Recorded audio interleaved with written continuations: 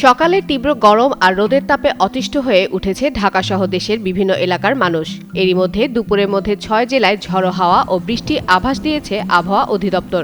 বৃহস্পতিবার ভোর ৫টা থেকে দুপুর ১টা পর্যন্ত দেওয়া সতর্কবার্তায় বলা হয়েছে, কুল অ্যান্টিপারস্পিরেন্ট ডিওডোরেন্ট স্টিক, যা আপনাকে দেবে ২৪ ঘন্টা পর্যন্ত ঘাম থেকে সুরক্ষা। সিলেট, ময়মনসিংহ, নোয়াখালী, কুমিল্লা, চট্টগ্রাম ও কক্সবাজার এলাকায় ঝড়ো হাওয়া বয়ে যেতে পারে। এসব এলাকায় দক্ষিণ বা দক্ষিণ পূর্ব দিক থেকে ঘন্টায় ৪৫ থেকে ৬০ কিলোমিটার বেগে অস্থায়ীভাবে দমকা হাওয়া হতে পারে। একই সঙ্গে বৃষ্টি বা বজ্রবৃষ্টির আশঙ্কাও রয়েছে। এ কারণে এসব এলাকার নদীবন্দরগুলোকে ১ নম্বর নৌ হুঁশিয়ারি সংকেত দেখাতে বলা হয়েছে।